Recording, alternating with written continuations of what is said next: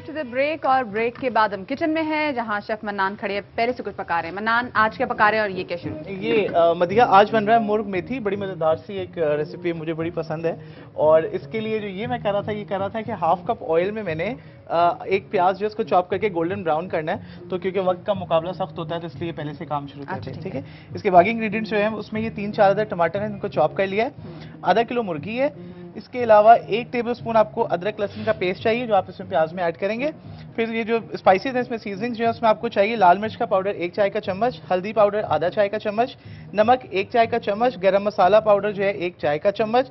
इसकी जो main ingredient है क्योंकि मेथी है तो ये कसूरी मेथी डलेगी इसमें 2 टेबलस्पून, जिसको हाथ से मसल के और साफ करके आप इसमें ऐड करेंगे।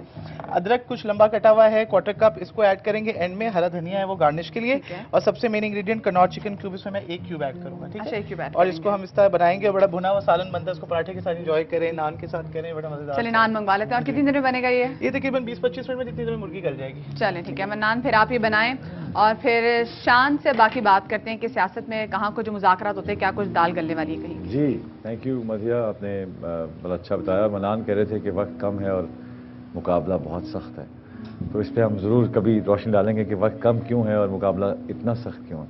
लेकिन अब हमारे पास टाइम हुआ है हमारे सेगमेंट जियो अखबार का। Let's go and watch that.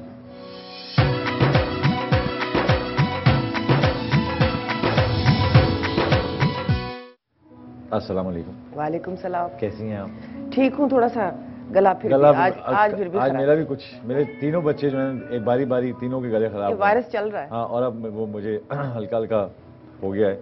लेकिन अभी बहुत सी बातें ऐसी जो हेडलाइंस में आ रही हैं और उस पर बहुत से तबसरे आ रहे हैं। जैसे जो चीफ जस्टिस साहब के जो बेटे हैं अरसलान, जो इफ्तिखार, उनके बारे में जो तबसरे हमारे जो हो रहे हैं, उसके ऊपर आप जो कुछ कहना चाहेंगी? जो तबसरे हैं, तबसरों पे तबसरा, तबसरों पे तबसरा क्या हो सकता है? देखिए, पहली तो ये बात है कि जो चीफ जस्टिस साहब ने सुओ मोटो एक्शन लिया इस पे और ये कोर्ट में ले आए, हालांकि उनके अपने साहिबजादे का मामला था, ये बड़ी अच्छी बात उन्होंने की। फिर जो दूसरी बात उन्होंने की जो कि बहुत खुशाइंद और बहुत अच्छी चीज़ है, वो ये है कि उन्होंने अपने आप को उस बेंच से अलहदा कर लिया। क्योंकि उनका जो कोड ऑफ कॉन्डक्ट है जो उनका खुद ही बनाया हुआ 2009 का, उसमें उन्होंने साफ साफ ये कहा था कि अगर किसी जज की कोई रिश्तेदारी हो जो केस उनके पास आए तो उसके ऊपर वो जज नहीं बैठ सकते। उन्होंने बहुत अच्छा किया कि वो उस बेंच से अलहदा हो गए। अब वो 2 जो जज साहिबान हैं वो सुनेंगे, लेकिन अटॉर्नी जनरल की ये दरखास्त है कि इस बेंच को बड़ा किया जाए या मुख्तलिफ किया जाए। वो देखेंगे कि उसके साथ क्या होगा। लेकिन तबसरे इतने आ रहे हैं और ये चीज़ ऐसे मीडिया में चल रही है जिस तरह के कोई सीरियल चल रहा होता है।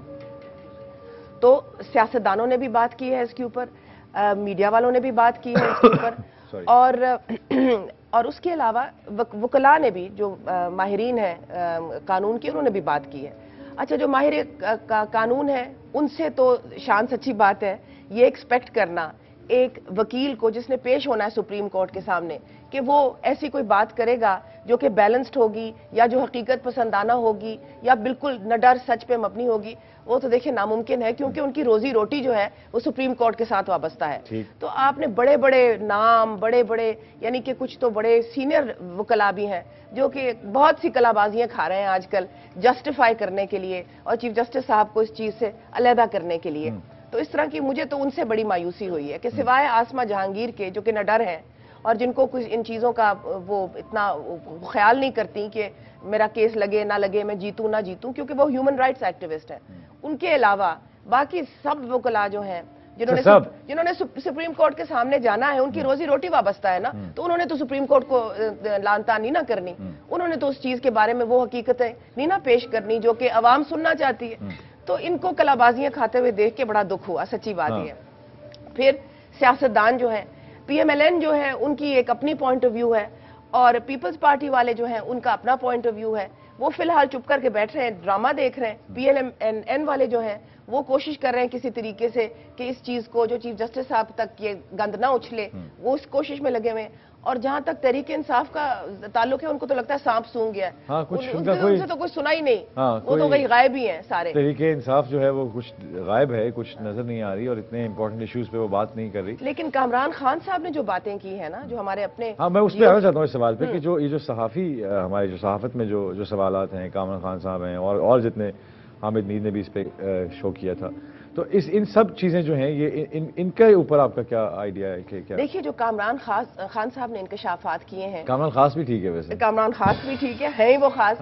انہوں نے جو انکشافات کیے ہیں وہ تو کہتے ہیں کہ جی میں نے وہ دستاویز دیکھی ہیں جو ملک ریاض صاحب نے پیش کی ہیں، صحافیوں کو بھی دی ہیں، کچھ اور بھی صاحب حیثیت لوگ ہیں اس ملک میں جن کو انہوں نے وہ چیزیں دکھائی ہیں اکارڈنگ ٹو کامران خان صاحب. ٹھیک. اور انہوں نے جو چیز دیکھی ہے اس کا تو اس نے جو باتیں کی ہیں وہ مجھے تو رونگٹے کھڑے ہو گئے وہ سن کے جو انہوں نے انکشافات کیے ہیں کامران خان صاحب نے.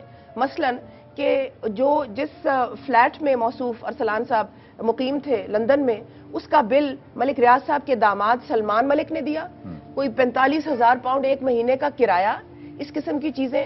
اس کے علاوہ کہ وہ مونٹی کارلو گئے، مونٹی کارلو جو کہ یورپ کا سب سے بڑا گیمبلنگ یعنی کہ جوئے کا اڈا ہے، وہاں پر جو مونٹی کارلو کی ٹرپس وغیرہ تھیں اس کے سارے جو تھے جی وہ کامران خان صاحب نے بتایا کہ میں نے کریڈٹ کارڈز کی ریسیٹیں دیکھی ہیں جو سلمان ملک یعنی کہ ملک ریاض کے داماد نے ارسلان افتخار کی جو ٹرپس تھیں مونٹی کارلو، لنڈن وغیرہ، جو ان کی شاپنگ وغیرہ، کریڈٹ کارڈز کی انہوں نے سلپس دیکھی ہیں، انہوں نے بل دیکھے ہیں جو کہ اس دستاویز میں انہوں نے کہا لگے ہوئے ہیں، اور رسیدیں انہوں نے دیکھی ہیں.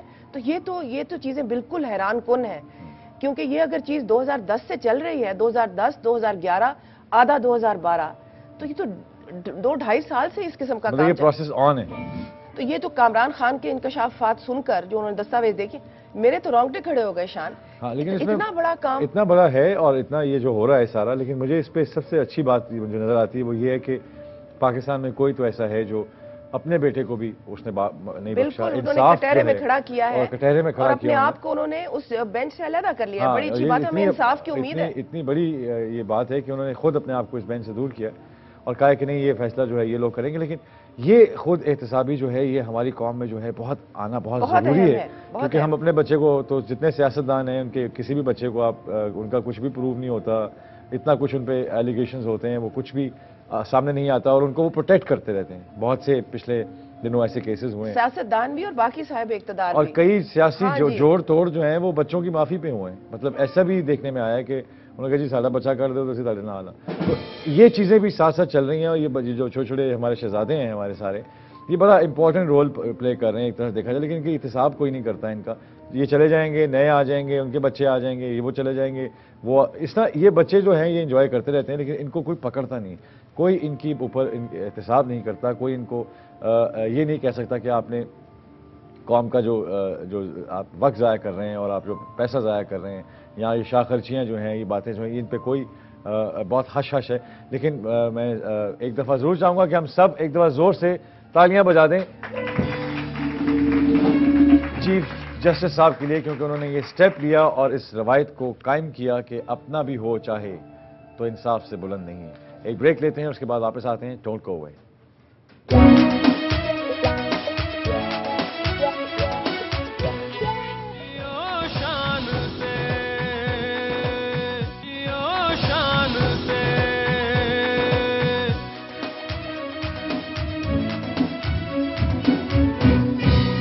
Thank you for staying with اس.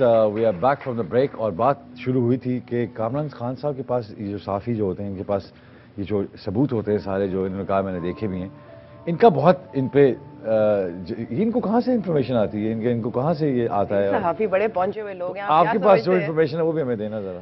شان بڑا کچھ دیکھنے کو ملتا ہے، بہت کچھ سننے کو ملتا ہے، لیکن وہ تو جو انکشافات ہیں یعنی کہ اسٹیٹ کرافٹ کے، حکومتوں کے، آپس میں بڑے سیاستدانوں کے، وہ باتیں تو بات کی ہیں. تو جو مزے کی باتیں دیکھنے کو ملتی ہیں نا، جو عام لوگوں کو نہیں نظر آتی، وہ کیا ہیں؟ وہ بڑی مزے کی ہوتی ہیں.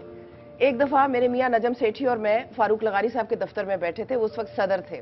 تو ایک گرین لائن تھی، ہاٹ لائن جسے کہتے ہیں، اس کے اوپر ان کا براہ راست بات چیت ہوتی تھی وزیر اعظم سے. بے نظیر بھٹو تھی اس زمانے میں، چیف آف آرمی اسٹاف تھے جنرل جہانگیر کرامت تھے اس زمانے میں. اس ہاٹ لائن پہ صرف ان سے وہ بات کرتے تھے، یا پھر بیرون ملک کے جو حکمران تھے، مثلا Indian prime minister, American president, یہ وہ. ہاٹ لائن بجی، while we were sitting there, بیٹھے ہوئے ہم لوگ، ہاٹ لائن بجی. لغاری صاحب نے مطلب جلدی سے انہوں نے فون اٹھایا اور کہا ہلو، یعنی کہ ایکسپیکٹنگ کہ پتہ نہیں کیا، ہلو، نہیں جی سوری رانگ نمبر. فون بند. وی ور اسٹنڈ. ہم نے کہا یہ پاکستان میں ہی ہوتا ہے جو ہاٹ لائن پہ بھی رانگ نمبر آ جاتا ہے. اس کے بعد کیا ہوا کہ ایک دن ہم محترمہ کے ساتھ بیٹھے ہوئے تھے, وہ کوئی ان کے لوگ شوگ آئے ہوئے تھے اور بڑی گمبھیر سیاست کی باتیں ہو رہی تھیں شان, اور اس کے دوران وہ ان کا ایک ملازم تھا, اس کا نام تھا الادینو, تو ان کو انہوں نے بلایا کہ الادینو میں معذرت کے ساتھ اور پیار کے ساتھ شہید بی بی کی بات کرتی ہوں, اب ہماری شادوش چادر ڈرائی کلیننگ میں گئے تھے, کہاں ہیں؟ تو وہ لے کر آئے واپس, اور وہ انہوں نے ڈرائی کلین کروا کے بالکل خراب کروا دی, ختم ہو گئی. آپ نے چادر کو ڈرائی کلیننگ میں بھیجے ہیں, اعتماد کھو دیے ہیں.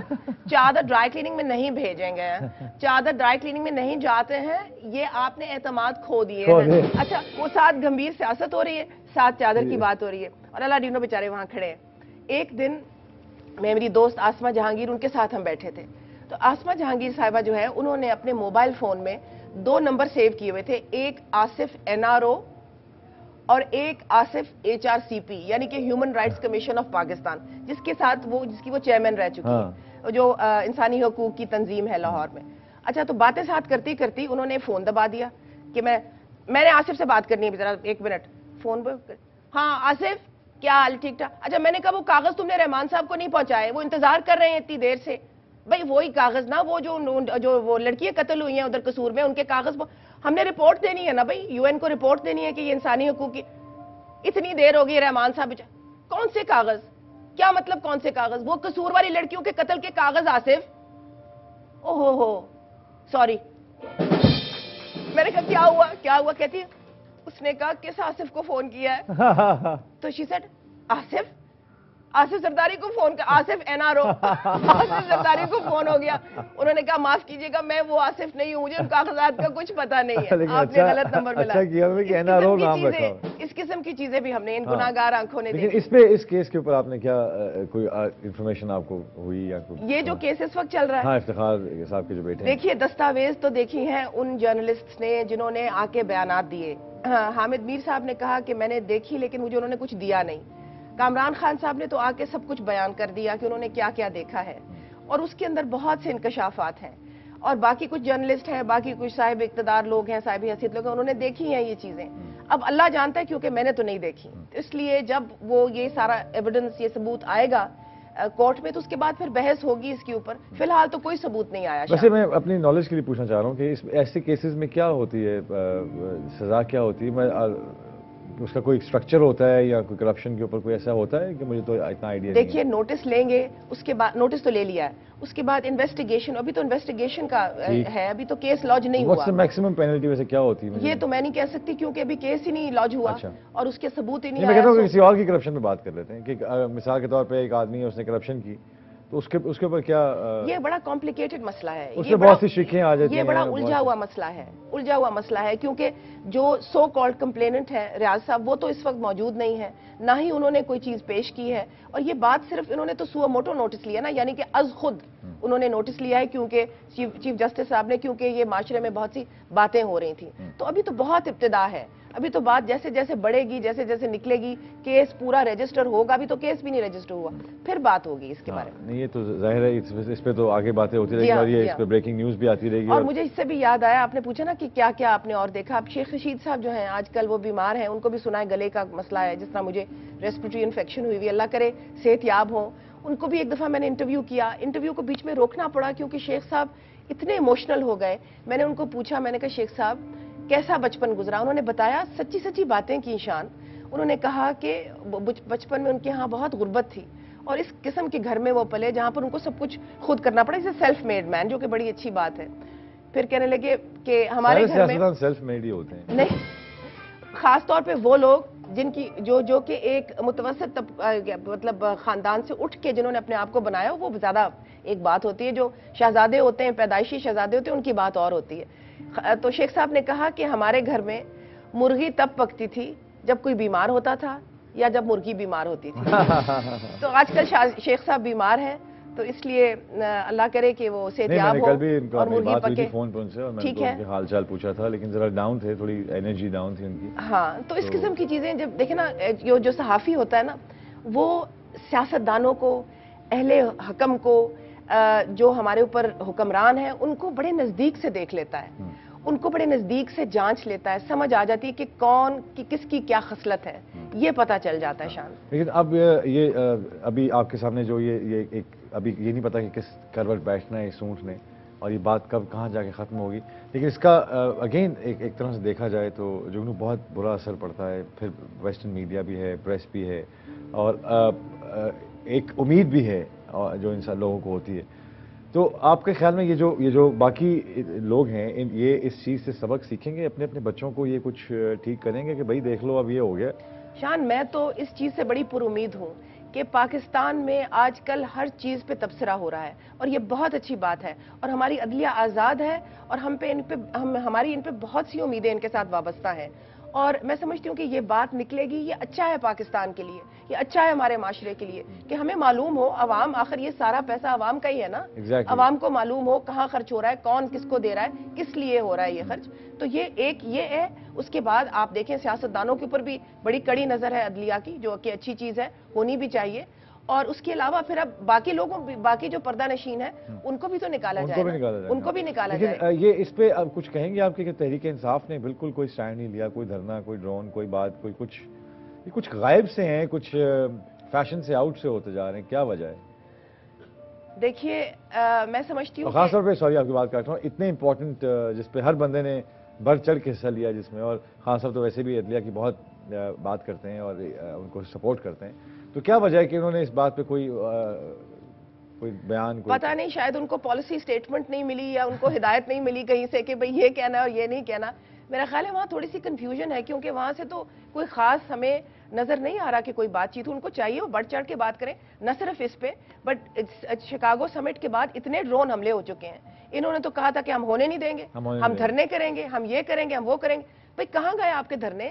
کہ وہ جو بھی ڈرون حملے ہوئے جا رہے ہیں اور وہ خاموش ہیں. اب یہ اتنا بڑا ایک معاملہ سپریم کورٹ میں بھی چل رہا ہے, روز یہ سارا ڈرامہ میڈیا میں پلے آؤٹ ہو رہا ہے, ساری قوم جو ہے سوچ رہی ہے, پوچھ رہی ہے کہ بھئی کیا ہو رہا ہے. ایک سٹیٹمنٹ نہیں ان کی طرف سے, کسی نے کوئی کھل کے بات نہیں کی اس طرح کی.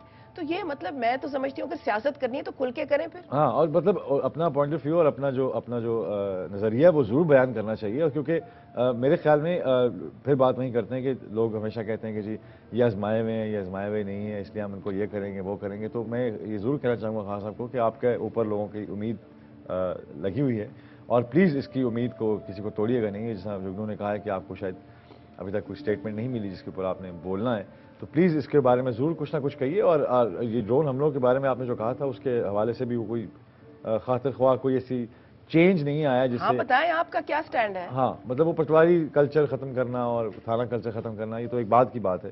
پہلے جو بڑی جو پرابلمز ہیں جس سے ہم فیس کر رہے ہیں اس کے اوپر بات کرنا بہت ضروری ہے. اور آپ ماشاءاللہ ایک پولیٹیکل پارٹی بن کے ایمرج ہوئے ہیں اپنے پہلے جلسے سے لے کے. اور کیونکہ میں وہ کہتے ہیں نا کہ چائنا میں بچہ جب پیٹ میں ہارٹ بیٹ شروع ہوتی ہے تب سے اس کی سالگرہ گنی جاتی, تو اسی طرح ان کی پولیٹیکل پارٹی کی جو ہارٹ بیٹ ہے وہ ان کے پہلے جلسے سے شروع ہوئی. اس سے پہلے سیاست تو یہ کافی عرصے سے کر رہے ہیں.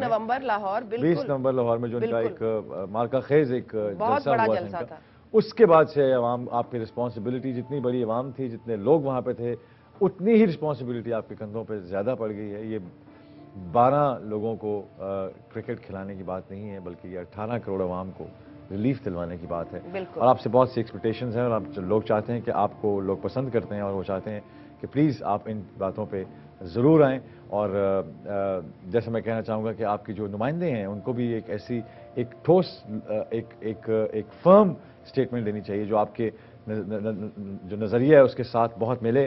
اور میرا نہیں خیال کہ ابرار الحق بھی آپ کے نمائندے ہیں, اور میرا نہیں خیال اس میں اتنا کوئی, کیونکہ لوگ ان سے یہ اپنی پارٹی کی بات کر رہے ہیں, لوگ پوچھ رہے ہوتے ہیں کہ کنے کنے جانا ہے بلو دے کر, تو وہ سمجھ نہیں آ رہی لوگوں کو کہ کس طرف جانا ہے. لیکن اس کے اوپر پھر ایک بات کریں گے کہ یہ جو سیاسی قیادت آپ نے ساتھ لے کے چل رہے ہیں اس کی کریڈیبلٹی کیا ہے, ایک بات کیا ہے. اس پہ دوبارہ موضوع ہوگا, دوبارہ بات کریں گے, دوبارہ جگنو کو بلائیں گے اور دیکھتے ہیں کہ اس وقت کچن میں کیا ہو رہا ہے. Let's go and watch. کہاں تک پہنچی جی یہ آپ کی چکن میں تھی, اور اس کے کلر اتنا اچھا ہے, اس میں گرین جو دھنیے کا کلر آ رہا ہے, ٹرائی اتنے گرم کے ساتھ. تو نان نعمان اگر آپ سن رہے ہیں تو نان منگوا لیں تاکہ ہم اس کے بعد یہ کھا سکیں.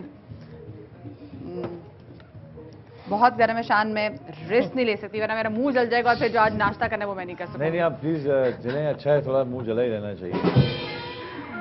نہیں شان سارے ٹیک میں اچھی خوشبو ہے, شانتی سے کیسا ہے गरम है, अच्छा गर्म है, नहीं टेस्ट तो करना जरूरी। ये शाबाश मदिया, कुर्बानी रहे।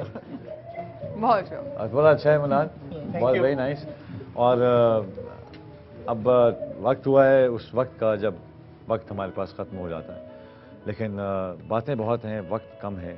मैं चाहूँगा कि मंडे से हम इसका दोबारा इस मिशन को लेकर चलें कि आवाम की आवाज़ जो है, आवाम के जो सवालात हैं, आवाम की जो उम्मीदें हैं, आवाम की जो होप्स हैं, उनके ऊपर बात करते जाएं और उनको साथ लेके चलते जाएं। आजकल बहुत सी उम्मीदें हैं, बहुत से लोगों से उम्मीदें हैं, उन उम्मीदों को बरकरार रखिएगा। प्लीज़ मैं आपसे रिक्वेस्ट करूँगा कि आप जहाँ भी हैं, जो भी हैं, जैसे भी ज़िंदगी बसर कर रहे हैं, आसान काम नहीं है पाकिस्तान में ज़िंदगी को बसर करना और खुश रहना।